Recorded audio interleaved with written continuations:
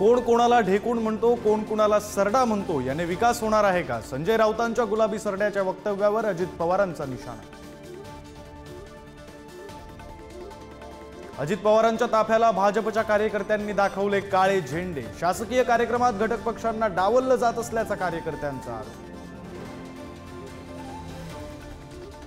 अजितदादांसोबत नाईलाजानं गेलो. आमदार राजेंद्र शिंगणेंचं मोठं वक्तव्य, तर शिंगणेंकडून शरद पवारांचं तोंड भरून कौतुक. दादांचा आणखी एक आमदार स्वगृही परतणार का? चर्चांना उधाण. संपूर्ण देशाचा संसार चालवण्याची मराठ्यांची जात आहे. मराठ्यांनी आरक्षण मागू नये. मराठा आरक्षणावर संभाजी भिडेंचं मोठं वक्तव्य. झाडानं मुळं सोडली की झाड पडतं, तसंच शरद पवारांचं बोट सोडलं की नेता पडतो. शिवस्वराज्य यात्रेतून अमोल कोल्हेंचा अजित पवारांना इशारा. दादांच्या पराभवाचं केलं भाकी. सर्वेवर विश्वास ठेवू नका. ओपिनियन पोल म्हणजे ब्रह्मदेवाचा सर्वे आहे का? महाविकास आघाडी 175 ते 180 जागा जिंकणार. संजय राऊतांकडून विश्वास व्यक्त.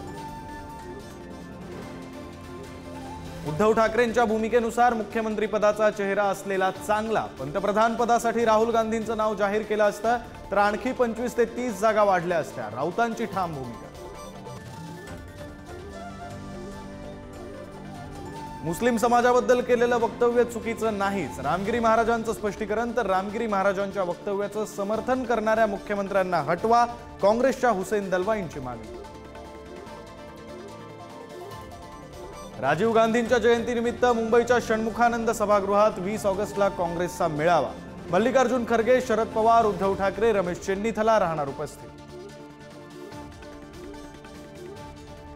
गृहिणींनो सावधान. सिमेंटनं बनलेला लसूण बाजारात. अकोल्यातील धक्कादायक प्रकार.